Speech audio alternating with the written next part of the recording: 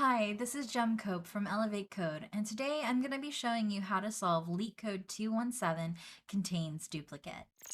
Let's look over the problem first. Given an integer array nums, return true if any value appears at least twice in the array, and return false if every element is distinct. What does that mean? Basically what it says on the tin. We're just checking if the array we're looking at has any duplicate numbers. So let's look at example number 1. We can see that the number 1 appears twice in this array, so we're going to return true, it does contain a duplicate. For example 2, each element of the array is distinct. All of the numbers are different, 1, 2, 3, and 4. So for this example, we're going to return false. Let's look at example 3. We can see in this example that the number 1 appears 3 times. Other numbers in this array appear multiple times as well, but really none of this matters. The moment we see that we have 2 of the number 1, we could go ahead and return true for this example. I'm going to show you 3 different solutions for how to solve this problem. The first method is with brute force. Leetcode gives us a function named contains duplicate, and it intakes an integer array called nums. Let's pull up an example nums array. As humans, we can see that this array does contain a duplicate. The number 1 appears twice in this array. But let's see how the computer approaches finding this. We're going to start with a variable I and put it in a for loop so that this I can travel through the entire length of the nums array. We'll create another variable j, and we're going to set it in a position 1 spot ahead of the I variable. From there, it's pretty simple. We're just going to check if the number at the ith position is equal to the number at the jth position. If they are, we know that it contains a duplicate. In this example, we can see that 1 is not equal to 2, so j is going to move forward to 3.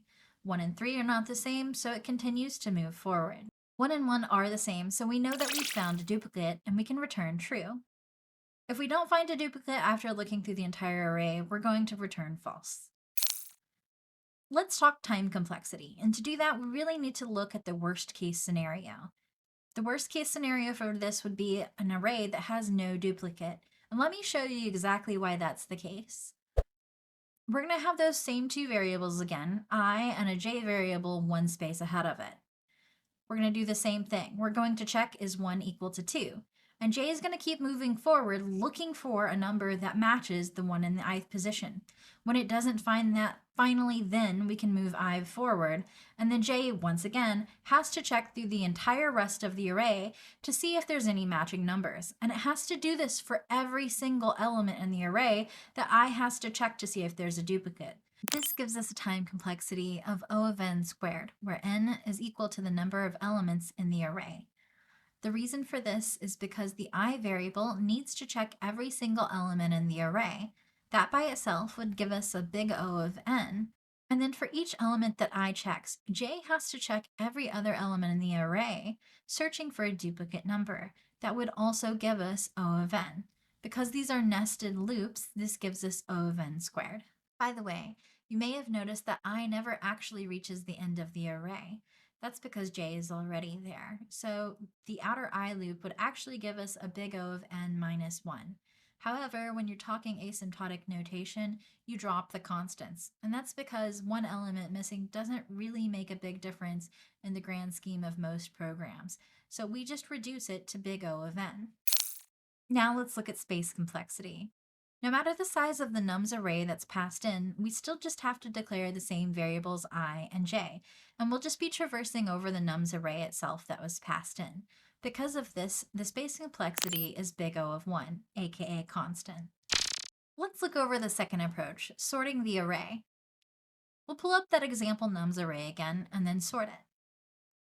Once the array is sorted, it's very simple. You just have 2 pointers moving through the array, checking if any numbers next to each other are the same number. In this array, of course, this would be the first 2 numbers because we have 2 of the number 1.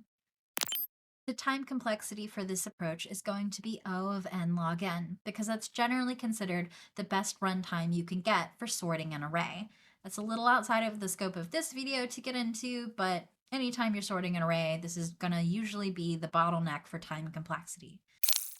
However, space complexity is also good for this one. We just need those 2 pointers to move through the array, if you don't count the fact that we may need some space to sort the array in the first place.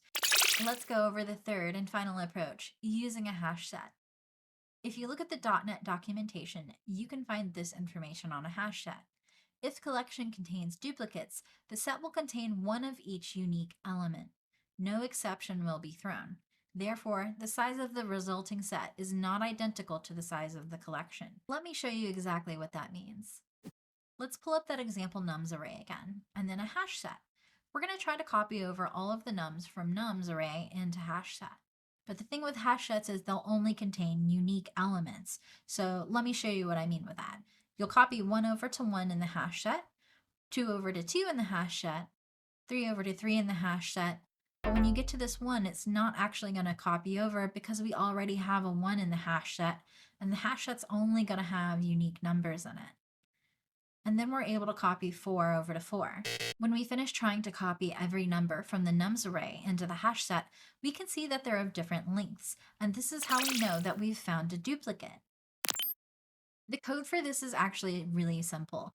Again, all we're trying to do is see that the nums array and the hash set are of different lengths. So for nums array in C#, you say .length, and you check if that's the same as a hash set where you tried to copy in all of the nums and count the number of things in that set.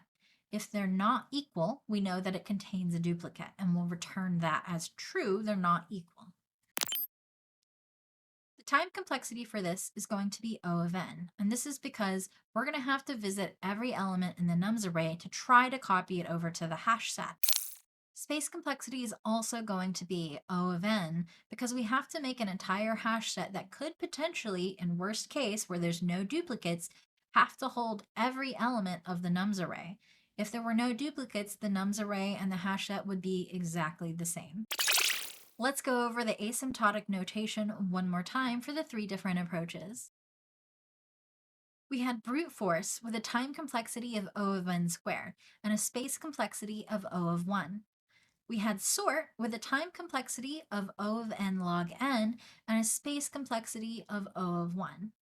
Finally, we had hash set with a time complexity of O of n and a space complexity of O of n. Generally speaking, when you're talking about asymptotic notation, what you're after is the best time complexity. So of these 3 approaches, the hash set gives us the best time complexity with O of n. And I'm going to show you that on a graph so you can see just how much of a difference it makes. It doesn't really matter too much on a small array, but if you're working with a lot of data, this adds up really quickly. Now that you understand the concept, let's reinforce your learning with recall. How do you solve contains duplicate, and what is the time and space complexity? I encourage you to pause the video and say this out loud.